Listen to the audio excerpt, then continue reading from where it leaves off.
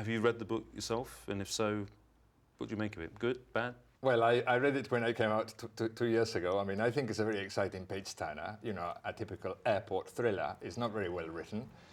You know, the content I found offensive in many ways. You know, mostly about what it says about the Catholic Church, a little bit about what it says about Opus Dei, but Opus Dei is only incidental to the story, so it's not very important. But then you ask around and you find out that as far as the geography is concerned, it's very inaccurate. As far as the art is concerned, it's very inaccurate. As far as the history is concerned, it's very inaccurate. So you get left with a cleverly concocted plot to keep your interest. But even you turn pages. Yes, sure. I mean, obviously I had a secondary interest, which is to know what it was going to say about Opus Dei, which turned out to be rather grotesque.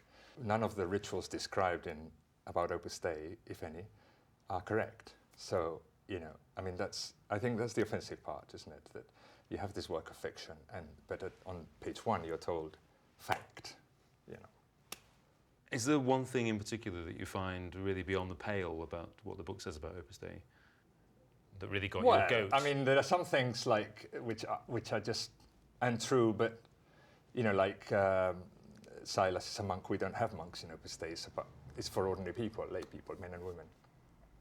I mean, Silas is deranged. I mean, he should be locked up. I mean, it's offensive to have as the main character a member of Opus Dei who is like that. You know, I mean, that's awful.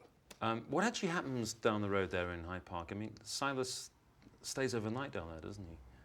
I can't remember exactly. I think he comes, he takes refuge here, then he goes out and dies in a bench just in Kensington Gardens there around the corner. And I mean, the impact on Opus Dei itself, this book, I mean, has it all been negative or a mixture of negative and positive or what? Well, 17 million people have read this book.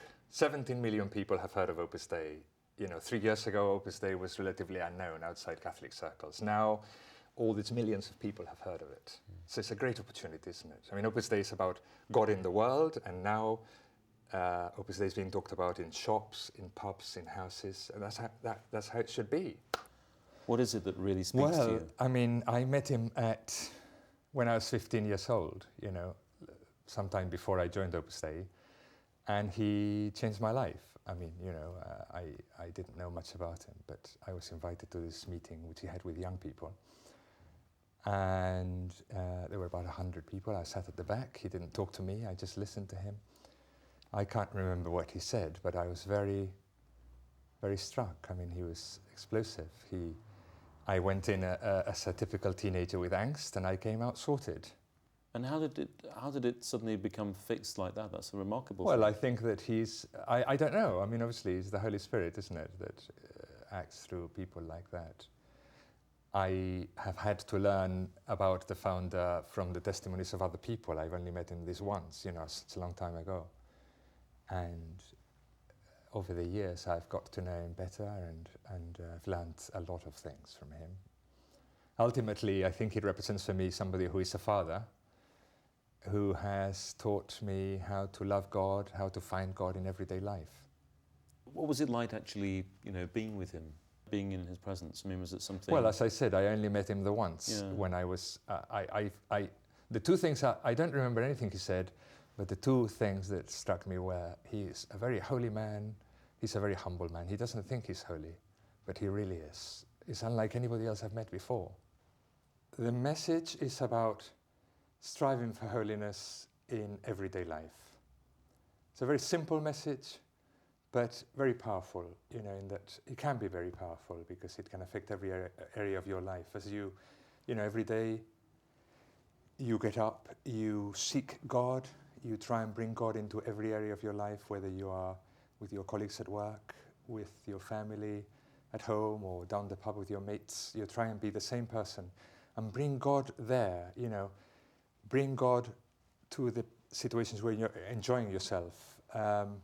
Turn your life into a life of service to God and others. You know, you put God first, you put your family first, you put your friends first, you put yourself last. You know, this surrender to service. You know, this gives you the biggest rush you can get this side of heaven. You know, it's a great discovery to know that every action, however small, in your life has a divine meaning, that God is very interested in that action of your life, that seemingly humdrum action that you did the day before and the day before that and that you will do tomorrow. Everything has a divine meaning that we have to discover, that we can discover.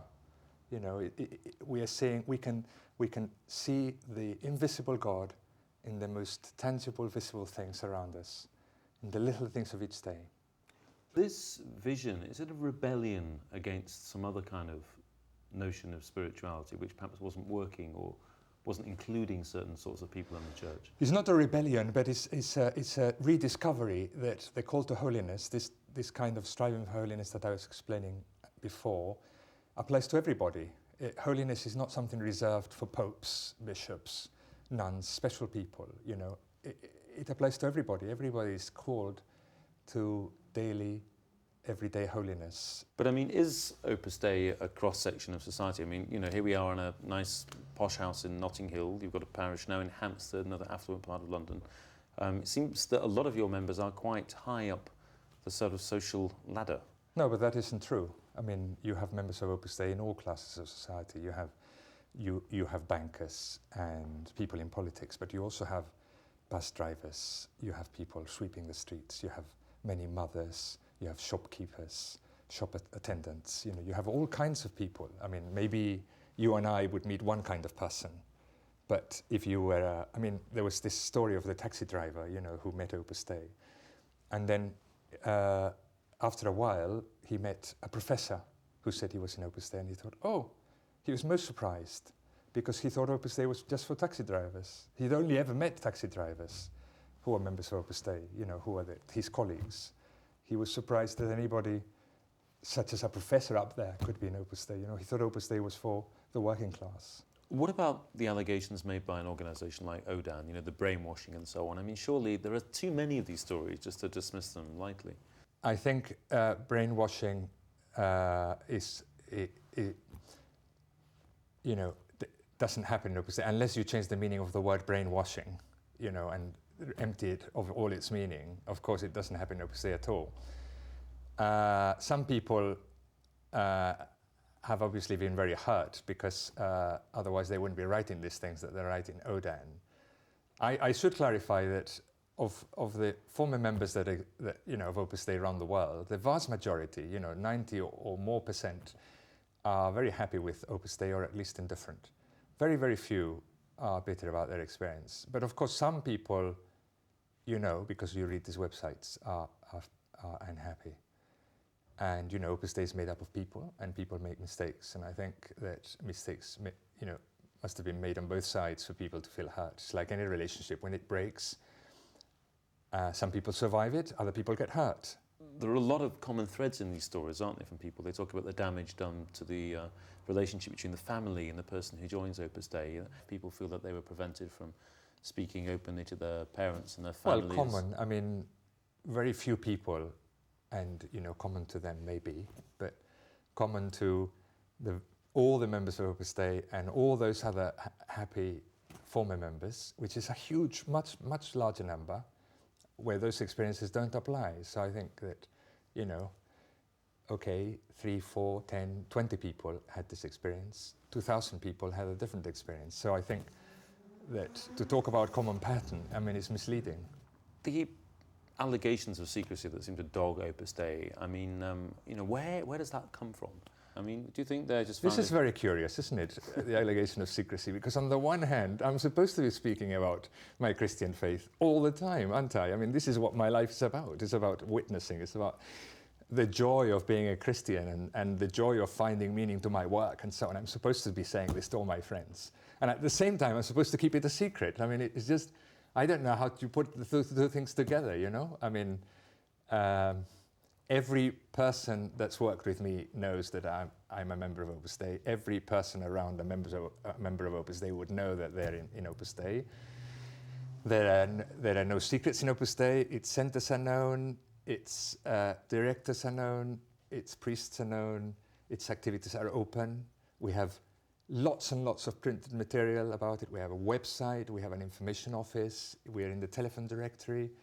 You know, there are no secret rituals. You know, I don't know what else you can say to counter this incredible allegation that there's any secrecy about it. We've got a new pope now. I mean, do you think that Opus Dei can play a big role in the future of the Catholic Church? It seems to speak of the kind of values and priorities that he has made very important.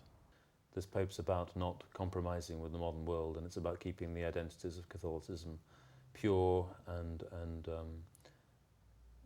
well, I don't know if this pope is about not compromising with the modern world. Obviously, Opus Dei is all about the modern world because we want to consecrate the modern world to God.